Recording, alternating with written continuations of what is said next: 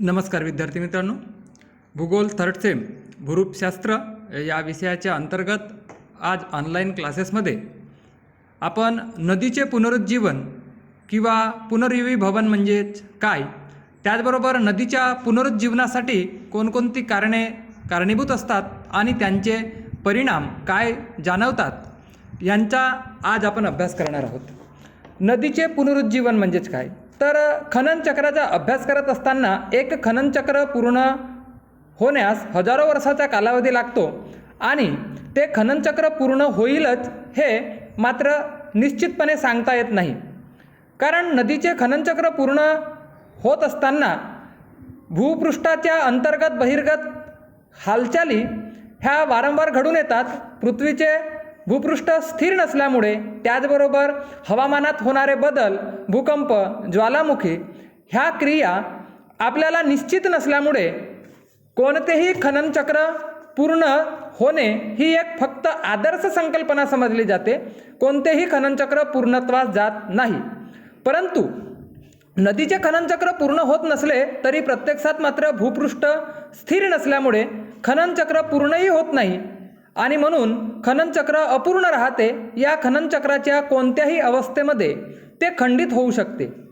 जमिनीचे उंचावणे किंवा खाली खचणे, अथवा महासागराच्या पातळीत बदल होणे किंवा भूकंप, ज्वालामुखीसारखे बदल होणे, हवामानातील बदल होणे या कारणामुळे खननचक्र खंडित होत असते व नदीचे कार्य खननचक्र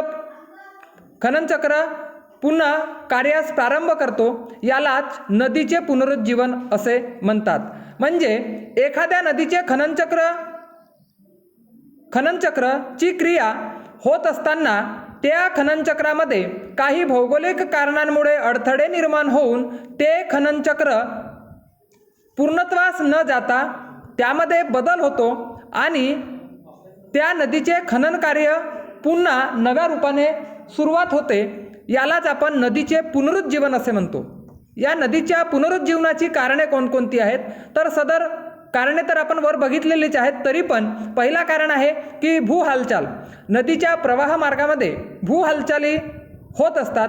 कधी भूभाग खाली खचतो, कधी वर उंचावला जातो.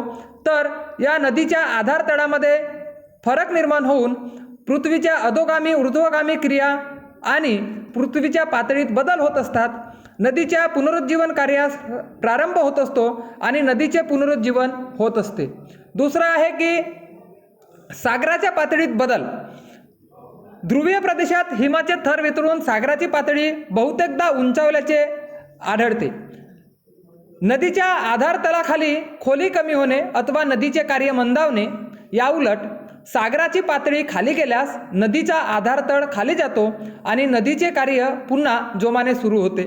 म्हणजेच यालाच नदीचे पुनरुज्जीवन असं म्हणतात. तिसरं कारण आहे भूप्रक्षोभ. अंतर्गत बहिर्गत भूकंप, ज्वालामुखीच्या प्रक्रिया, भूप्रदेशाचे नदीच्या प्रवाह मार्गात भेगा पडणे, प्रस्तरभंग होणे आणि ज्वालामुखीय पदार्थाचे संचयन होते. त्यामुळे नदीचे खननचक्र खंडित होते आणि खनन कार्यास पुन्हा नव्याने आरंभ होत असतो. काही वेळेला हवामानात सुद्धा बदल होतो. पृथ्वीच्या उत्पत्तीपासून आजपर्यंत हवामानात अनेक वेळा बदल झाल्याचे पुरावे आपल्याजवळ आहेत. हजारो वर्षापूर्वी जे जास्त पावसाचे प्रदेश होते ते कमी पावसाच्या प्रदेशात रूपांतरित झाले. काही शुष्क प्रदेशात पाऊस पडू लागला. बर्फाळ प्रदेशात वाळवंट निर्माण झाली. वाळवंटात बर्फ पडू लागला. असे मोठमोठे बदल होत गेले. तसेच बदल नदीच्या पाण्यात फार मोठी वाढ किंवा घट झाल्याचे सुद्धा दिसून येते आणि नदीच्या खननशक्तीत वाढ झाल्यामुळे नदीचे पुनरुज्जीवन होत असते आणि नदी नव्याने खनन कार्य करण्यास प्रारंभ करत असते. हे 4 कारणं नदीच्या पुनरुज्जीवनाची आहेत. मग नदीचे पुनरुज्जीवन जर झाले तर कोणकोणत्या नवीन भू आकारांची निर्मिती होते. कारण नदीच्या खनन कार्यामुळे अथवा संचयन कार्यामुळे ज्या भू आकारांची निर्मिती होते त्या प्रक्रिया पूर्णत्वास जाण्याच्या आधीच त्यामध्ये बदल होत असतो आणि म्हणून नदीचे पुनरुज्जीवन होत असताना नवीनच भू आकारांची निर्मिती होते. ते कोणते, तर त्यामध्ये पहिला पॉईंट्स आहे निक पॉईंट्स असं म्हणतात. पहिला मुद्दा आहे निक पॉईंट्स. नदीच्या पुनरुज्जीवनामुळे नदीच्या प्रवाह मार्गात समजा खोलीवर नवा प्रवाह निर्माण झाला तर ज्या बिंदूत ते दोन प्रवाह मार्ग एकमेकांना मिळतात त्या बिंदूला निक पॉइंट अथवा पुनरुज्जीवन शिरोबिंदू असं म्हटलं जाते. म्हणजे मूळ नदीपात्रात